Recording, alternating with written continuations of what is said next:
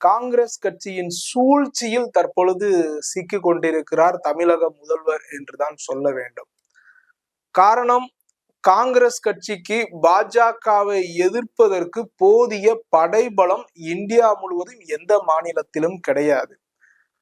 அதனால அவங்க என்ன பண்றாங்க, இந்தியா முழுவதும் உள்ள அந்தந்த மாநிலத்தில் செல்வாக்கு மிக்க ஒரு மாநில கட்சியின் பின்னால் இருந்து கொண்டு பாஜகவை அந்த கட்சியின் மூலமாக எதிர்த்து வருகிறது தான் இந்த காங்கிரஸ் கட்சி.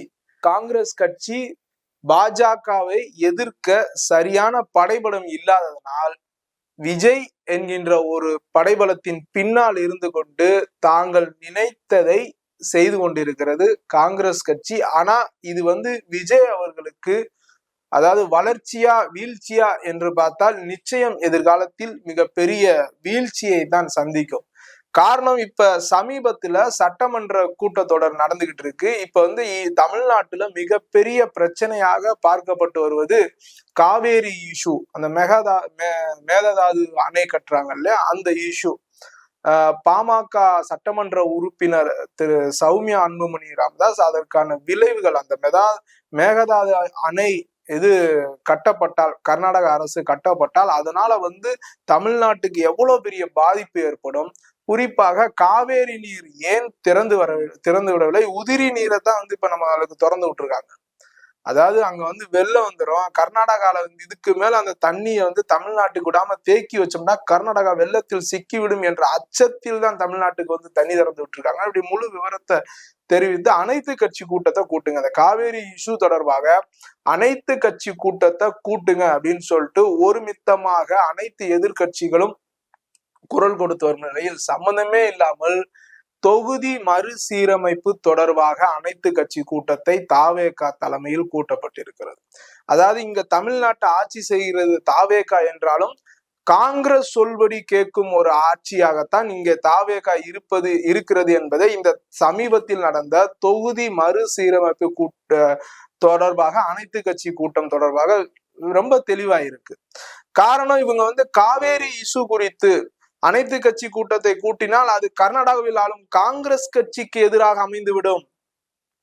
அதாவது காங்கிரஸ் கட்சி அங்க ஆளுங்கட்சியா இருக்கு, அங்க காவேரி எதிராக, காவேரி நீர் ஏன் திறந்து வரல அப்படின்னா யாரை நோக்கி கேள்வி கேட்பீங்க? கர்நாடகா நோக்கி மக்கள் கேள்வி கேட்பாங்க. அனைத்து கட்சிகளும் யாரை நோக்கி கேள்வி கேட்க வேண்டும்? கர்நாடக அரசை கேட்காங்க. யாரு? காங்கிரஸ் ஆளுகிறது. அதனால் காங்கிரஸ் தங்களை காப்பாற்றி கொள்வதற்காக, அப்படியே திசை திருப்புவதற்காக, அந்த காவேரி இசுவை முழுக்க இன்னைக்கு தமிழ்நாட்டிற்கு தண்ணீர் திறந்து விடாமல் இருப்பதற்கு முழுக்க காரணம் கர்நாடகாவில் இருக்கக்கூடிய காங்கிரஸ் ஆட்சி. மேகதாது அணை காவேரி குறுக்கே கட்டப்படுவதற்கு முழுக்க காரணம் அங்கே கர்நாடகாவில் இருக்கக்கூடிய காங்கிரஸ் கட்சி. மாண்புமிகு தமிழக முதல்வர் இந்த தொடர்பாக பேச்சுவார்த்தை நடத்துவதற்காக கர்நாடகா செல்கிறேன் என்பதற்கான ஏற்பாடுகள் அனைத்தும் நடந்து முதல்வர் அங்க செல்வதற்கான தயார் நிலையில் இருந்த போது நீங்க இங்க வர வேண்டாம் என்று ஒரு தமிழக முதல்வரை அவமரியாதை செய்தது அங்க இருக்கிற காங்கிரஸ் கட்சி. அப்ப இதையெல்லாம் திசை திருப்பதற்காக இன்னும் மசோதாவே தாக்கல் பண்ணல, தொகுதி மறுசீரமைப்பு மசோதா இன்னும் தாக்கல் பண்ணல. அந்த மசோதா தாக்கல் பண்ண பின்னாடி அதனால தமிழ்நாட்டுக்கு பாதிப்பா அல்லது லாபமா என்று பார்த்த பின்புதான் அந்த மசோதாவை ஆதரிக்க வேண்டுமா எதிர்க்க வேண்டுமா என்று அங்க நாடாளுமன்ற உறுப்பினர்கள் கொண்ட கட்சியினர் முடிவு செய்ய வேண்டும். ஆனால் இன்னும் அந்த மசோதாவே தாக்கல் பண்ணல. அந்த மசோதானால இன்னும் தமிழ்நாட்டுக்கு நன்மையா தீமையா என்று கூட தெரியவில்லை. சம்பந்தமே இல்லாமல் இன்று விவசாயிகளின் உயிர் நாடியாக இருக்கக்கூடிய காவேரி இஷ்யூவை திசை திருப்பதற்காக காங்கிரஸ் பேச்சை கேட்டு காங்கிரசின் தூண்டுதலால் இன்று தாவேகா தொகுதி மறுசீரமைப்பு கூட்டம் தொடர்பாக அனைத்து கட்சி கூட்டத்தை கூட்டியிருப்பது மக்கள் மத்தியில், குறிப்பாக விவசாயிகள் மத்தியில் மிக பெரிய அவப்பெயரை தாவேகா அரசுக்கு பெற்று கொண்டிருக்கிறது. அந்த வகையில இந்த காங்கிரஸ் கட்சியின் சூழ்ச்சியில் சிக்கி கொண்டு முதல்வர் அவர்கள் தொடர்ந்து அந்த காங்கிரஸ் சொல்வதை கேட்டு இது போன்ற அனைத்து கட்சி கூட்டங்களை நடத்தி காங்கிரஸை குளிர்விப்பதற்காக இது போன்று செயல்பட்டால் நிச்சயமாக மக்கள் மத்தியில் தாவேக அரசும் முதல்வர் விஜய் அவர்களும் தங்களுடைய செல்வாக்கை இழக்க நேரிடும். அதாவது குருட்டுத்தனமாக கடந்த 10 வருடமாக இதே காங்கிரஸை கூட்டணியில் வைத்து பாஜக என்ன கொண்டு வந்தாலும் எதிர்க்கிறது. அப்படி குருட்டுத்தனமாக எதிர்த்து இன்று திமுக காணாமல் சென்று விட்டது. குறிப்பா நீங்க பாத்தீங்கன்னா 2011 சட்டசபை தேர்தல்ல திமுக தோல்விக்கு முக்கிய காரணமே இந்த காங்கிரஸ் கட்சி தான். திமுக மட்டுமில்ல, இன்னைக்கு இந்தியா முழுவதும் காங்கிரசுடன் கூட்டணி வச்ச பல மாநில கட்சிகள் அதாவது தோல்வியை சந்தித்து இன்னும் உத்தரப்பிரதேசல மாயாவதியா இருக்கட்டும், இவரு அகிலேஷ் யாதவா இருக்கட்டும், ஆட்சியை பிடிக்க முடியல. காரணம் காங்கிரசுடன் கூட்டணி வச்சதுனால. இது பீகார்ல தேஜஸ்வி யாதவ் காங்கிரசுடன் கூட்டணி வச்ச ஒரே காரணத்துக்காக ஆட்சியை பிடிக்க முடியல. இன்னைக்கு திமுக 2011 ஆட்சியை இழப்பதற்கு முழுக்க காரணம் திமுக ஆட்சியில் அரங்கேறிய ஈழப்படுகொலை தான். ஈழப்படுகொலை தான் முக்கிய காரணம். அன்னைக்கு தமிழ்நாடு முழுவதும் கொந்தளிச்சது. அங்க மத்தியில திமுக ஆட்சியில பங்கு பட்டிருக்காங்க. இங்க மாநிலத்துல திமுக மெஜாரிட்டி இல்ல. அதனால காங்கிரஸ் என்ன சொன்னாலும் அதை என்ன செய்தாலும் அதை எதிர்க்கக்கூடிய துணிச்சல் அன்னைக்கு திமுகவுக்கு இல்ல. அதனால காங்கிரஸ் அந்த ஈழ படுகொலைக்கு பின்பு, காங்கிரஸ் நடத்திய 2009 ஈழ படுகொலைக்கு பின்பு தமிழகம் முழுவதும் திமுகவுக்கு எதிராக கடும் கொந்தளிப்பு மக்கள் இருந்தாங்க. 2011 தமிழினத்துக்கு துரோகம் செய்த, நம்மளுடைய தமிழினத்திற்கு துரோகம் செய்த காங்கிரசுடன் கூட்டணி வைத்த ஒரே காரணத்திற்காக திமுக ஆட்சி இழந்தது. திரும்ப ஆட்சியை பிடிக்க 10 வருடங்கள் ஆச்சு. இப்படி தமிழினத்துக்கு துரோகம் செய்த காங்கிரஸ் கட்சியை திரு மாண்புமிகு முதல்வர் விஜய் அவர்கள் கூட்டணியில் இணைத்தது மட்டுமல்லாமல் அவர்களுக்கு 2 MP சீட்டு, 2 மினிஸ்டர், 1 MP சீட்டு. அதாவது ஊருக்கு ஒரு ஆள் இருப்பாங்களா? இன்னைக்கு தமிழ்நாடு முழுவதும் நம்ம காங்கிரஸ் கட்சிக்காரர்களை கணக்கெடுத்தோம்னா ஒரு ஊருக்கு ஒரு நபர் இருப்பது பெரிய விஷயம். இன்னைக்கு ஒண்ணும் இல்லை, இன்னைக்கு காங்கிரஸ் கட்சி தனிச்சு போட்டியிடட்டும், ஒரு கவுன்சிலர் சீட்டு, ஒரு வார்டு மெம்பர் ஆக முடியுமா? அந்த அளவுக்கு காங்கிரஸுக்கு வாக்கு வங்கி இருக்கா? மாறி 10 வருஷமா திமுக மேல குதிரை சவாரி செய்து வந்த இதே காங்கிரஸ் கட்சி இன்னைக்கு இப்ப டக்குன்னு 2 மினிஸ்டர் தரம்னு திமுக கலட்டி விட்டுட்டு தாவேக்காக்கு போறாங்க. நாளைக்கு இதே மாதிரி மாற மாட்டாங்கன்னு என்ன நிச்சயம்?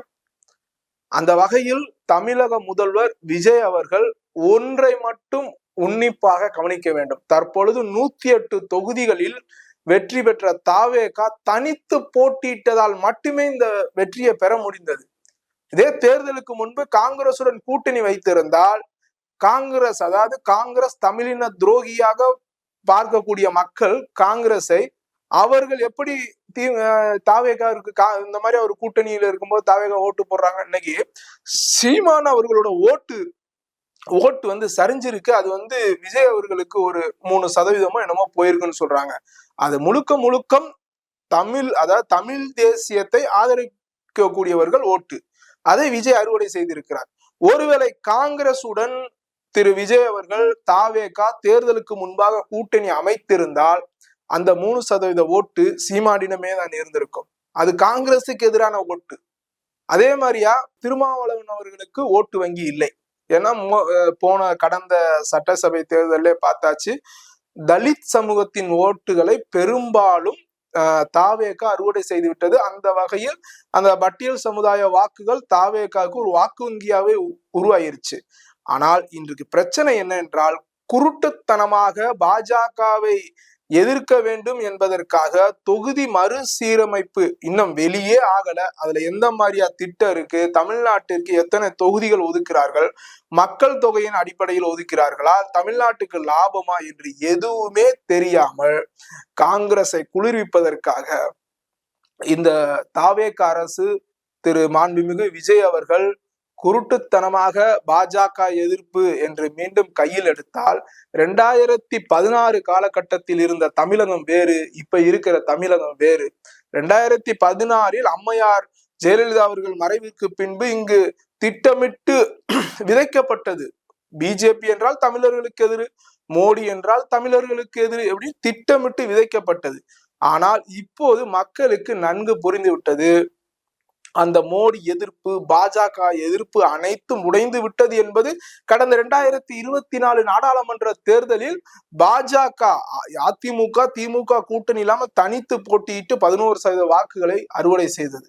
அந்த வகையில் காங்கிரசின் சூழ்ச்சியில் திரு விஜய் அவர்களும் தாவேகாவும் இரையாகிவிடக் கூடாது என்பதுதான் தமிழக மக்களின் கோரிக்கையும் கூட. இப்ப வருகின்ற அடுத்த தேர்தல் நீங்க காங்கிரஸோட ஒருவேளை காங்கிரசுடன் கூட்டணி வைத்து தாவேகா இந்த தேர்தலை கடந்த தேர்தலை சந்தித்திருந்தாலும் கூட தாவேகாவிற்கு விசில் சின்னத்திற்கு ஓட்டு விழுந்திருக்குமே தவிர காங்கிரஸ் அத்தனை தொகுதிகளும் தோத்திருக்கும்.